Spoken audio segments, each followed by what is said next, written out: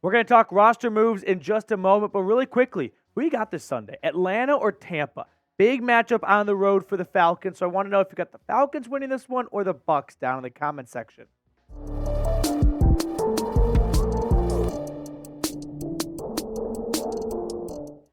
What's going on, Dirty Birds? Welcome into Falcons Today by Chat Sports. Coming up on today's show, we've got some roster moves to go over. Atlanta releasing some guys, signing some guys, so we're going to run through it all. Plus, we're going to talk about whether or not Atlanta should trade Cordarelle Patterson.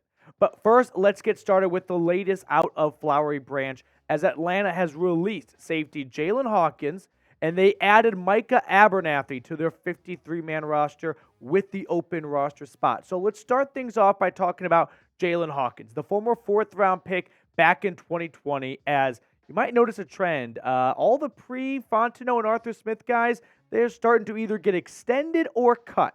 Now, Hawkins started 22 games for Atlanta from 2020 to 2022, and most notably starting 16 games last season. Now, as for this year, he has been just a special teamer.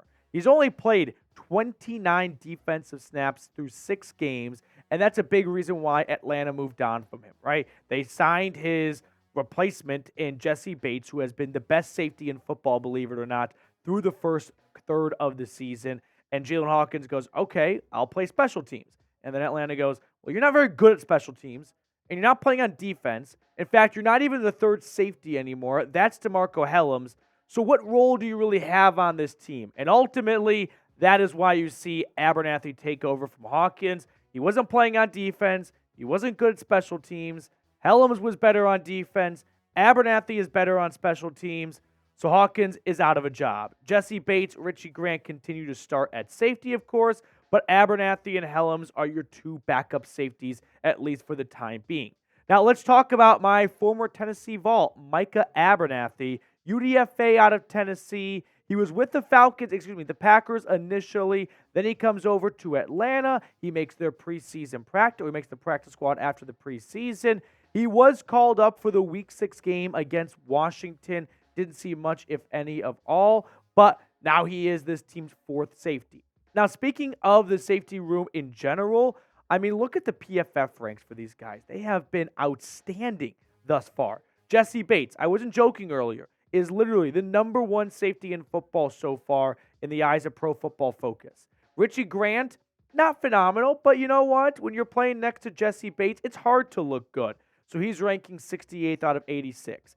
A.J. Terrell's in the middle of the pack. I think that number is going to go down in a good way.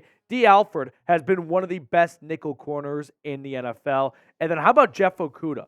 After a scare in the preseason with an ankle injury that has him carted off the field, misses the preseason, misses the first game or two, and he has come out and he has been balling out since he's took over as the team's CB2 opposite of A.J. Terrell. So great Atlanta's defense so far. I know they just gave up 24 points against Washington, but they played so much better than that looks, in my opinion. So I would give Atlanta's defense a B. And I feel like that's a little bit on the low side. So my grade's a B because, sure, the results might not be indicating that Atlanta's playing well. When you see 3-3, you usually don't think, now that's an elite defense right there. But I put a lot more of those 3 losses on the offense than the defense. There's obviously room for improvement. But I feel like you could honestly make an argument for it being an A grade just because last year's defense was so bad that this year's defense looks like the 85 Bears compared to what Atlanta was doing a season ago. Now, some other roster moves that were made. Orlando Ledbetter tweeted out that the Falcons' Joshua Miles was signed to the Giants roster, so Atlanta loses a player on their practice squad, and so they have a spot open up. Remember, they also added Micah Abernathy to the 53-man roster. So Aaron Wilson tweeted out that Arnold Trey Tarpley, is signing with the Falcons per a league source. Former Vanderbilt safety was all USFL and USFL Mauler. So I think this is just a practice squad addition, but those are the 4 roster moves that the Atlanta Falcons made today and over the last 24 hours. Now, next up on the show, we're going to talk about whether or not the Falcons should trade Cordarelle Patterson. This has been a subject we've talked about before on the show. We kind of beat it to a dead horse, but it might start resurfacing with how little playing time Patterson has gotten over the last few weeks. But today's show is being supported by PrizePicks. PrizePicks is a daily fantasy sports app where all you have to do is pick more or less for 2 to 6 player stat projections, and you can win up to 25 times your money on any entry. PrizePicks is super simple and user-friendly. I spend a few minutes on the app every Monday and Thursday and Sunday making my selections. So I want to open it up to everyone watching right now really quickly and get you guys in the driver's seat. Would you take more or less on Kyle Pitts for 38.5 receiving yards? I feel like he's starting to get into a rhythm, right? I think that knee injury is firmly behind him now, and we're about to get Kyle Pitts unleashed. So I'm going to take the more. Go to prizepicks.com/CLNS and use code CLNS for a first deposit match up to $100. The link for that is in the comments and description of today's video. PrizePicks, daily fantasy sports made easy. Let's talk about the Joker, Cordarelle Patterson. Unfortunately, we have not seen much of CP84 because he's only played 16 offensive snaps in 3 games so far this year. Now, you could say, yeah, but Petey, he's awesome on special teams, and he plays special teams. But with the direction that the NFL wants special teams to go, you're not seeing a whole lot of kick returns anymore, right? You're not seeing a lot of kick returns go to the house. In fact, Jeremy, do you think a single kick return's been taken back for a touchdown? I don't think I've seen a single touchdown.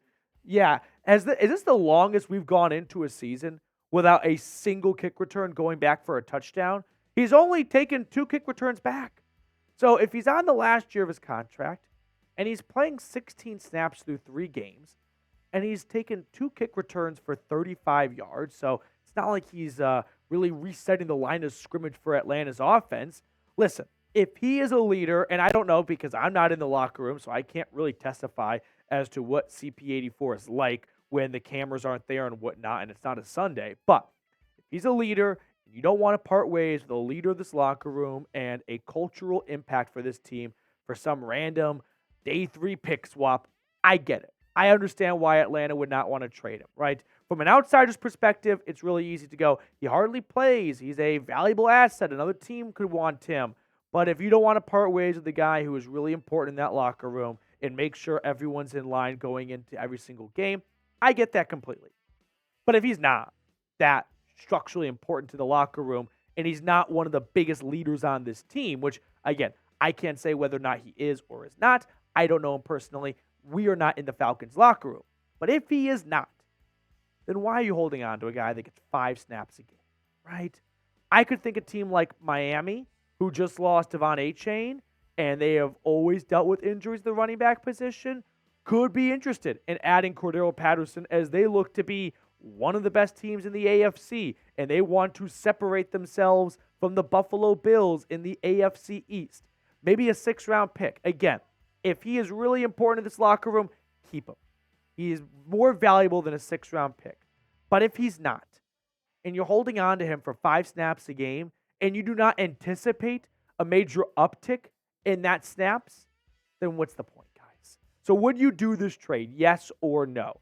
If you're Terry Fontenot, Miami gives you a call and says, we'll take CP84 for a 6th-round pick. Are you saying deal or no deal? Yes or no? Give me your honest opinion down below in the comment section. I think the argument of, well, hey, Petey, he's going to get started going. He's going to start getting going soon, right? He had a soft tissue injury, knock him out for all training camp in the preseason and the start of the year, but he's going to start ramping up and he's going to be explosive in the second half of the year. My question is, where is he going to find time on the field? Bijan Robinson plays over 70% of the offensive snaps. Tyler Allgeier, the backup running back, is only getting 157 snaps right now. I feel like his role and his usage has gone down since the start of the year. So if there is no real room in the running back room for him, and you're pretty much loaded at wide receiver with Drake London and Mac Hollins, and at tight end, I'm struggling to find a spot on the field for the Joker, right? The word is out, by the way, that the Falcons want to run the football. So now it's up to the offensive line to overcome stacked boxes or for Arthur Smith to adjust and make a new game plan. But after seeing Arthur Smith's reaction to the red zone interception by Desmond Ridder, I'm not sure he wants to ask Desmond Ridder to throw the ball 40-plus times again.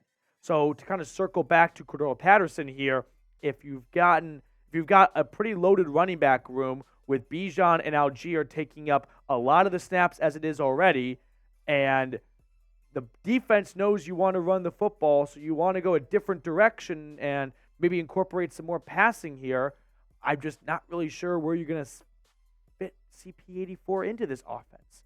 But that's going to do it for us on today's show. If you made it all the way to the end of the video, I want to believe that I'm doing at least something right, like, I don't know, halfway decent job. So if you enjoy the video and you want more Falcons content, make sure to hit that sub button.